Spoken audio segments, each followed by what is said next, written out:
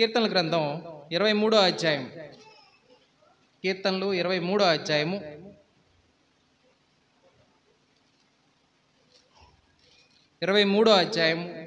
5వ వచనం ఏమనుంది?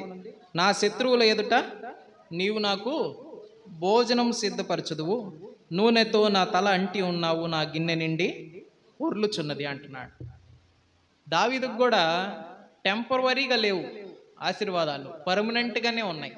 అందుకే ఆయన సంతోషంతో రాస్తున్నటువంటి మాట ఇది. మన జీవితాల్లో ఆయన ఇచ్చేటువంటి ఆశీర్వాదం కూడా టెంపరవరీగా ఉండవు. శోధనలు మాత్రమే ప్రతిదీ టెంపరవరీగా ఉంటాయి. వయసును బట్టి కొన్ని ఉంటాయి కదా, మనకు తెలుసు అవేంటో. కానీ బుద్ధిని బట్టి ఉంటాయి, మనం జీవితాంతం అయి ఉంటాయి.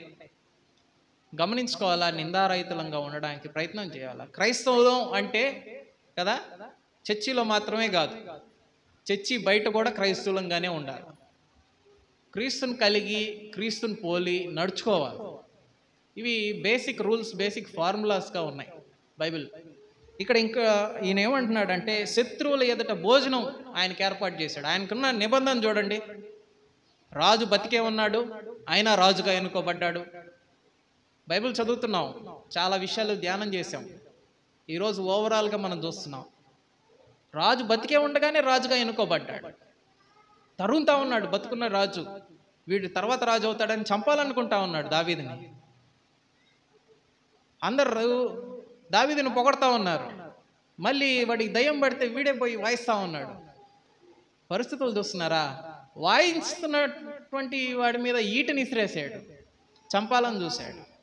అయ్యో, ఎటువంటి పరిస్థితులు దావీదువి.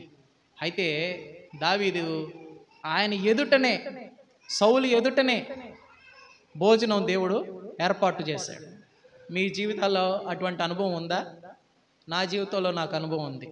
దేవుడు అటువంటి అనుభవంలోనికి రీసెంట్గానే తీసుకొచ్చాడు. ఇంక వీడి పని అయిపోయింది అనుకున్నారు చాలామంది. నా ఉద్యోగ విషయంలో కూడా ఇంక వీడి ఇంతేలే, ఈ రేంజ్లోనే ఉంటాడని అనుకున్నాడు. తొక్కేయాలనుకున్నటువంటి వారు ఇప్పుడు దేవుడు వాళ్ళ కళ్ళ ముందే దేవుడు ఆశీర్దిస్తూ ఉన్నాడు, ఆశీర్దిస్తూ ఉంటాడు. ఇంకా మన జీవితాల్లో కూడా మన పరిస్థితుల్లో కొన్ని ఒక దగ్గర ఆగిపోయినట్లుగా ఉంటాయి. మనం మొదలుపెట్టిన పనులు కూడా ఆగిపోయినట్లు ఉంటాయి. దావీదుకు కూడా అట్లాగే ఉన్నింది. రాజు తరుముతా ఉన్నాడు, తన తండ్రి ఇంటి వారికి సెక్యూరిటీ లేదు, తనని నమ్మినటువంటి సైన్యానికి సెక్యూరిటీ లేదు. ఆయన ఎదుటనే ఇతనికి భోజనం ఉంది. ఆయన ఎదుటనే ఇతనికి భోజనం దేవుడు ఏర్పరిచాడు. మన జీవితాల్లో దేవుడు ఇచ్చేటువంటి నిబంధన అదే. శత్రువుల ముందే నాకు భోజనం సిద్ధపరుస్తాడు అని మనం జ్ఞాపకం చేసుకుంటున్నాం. ఇవన్నీ చేయడానికి ప్రభువు సర్వశక్తిమంతుడు.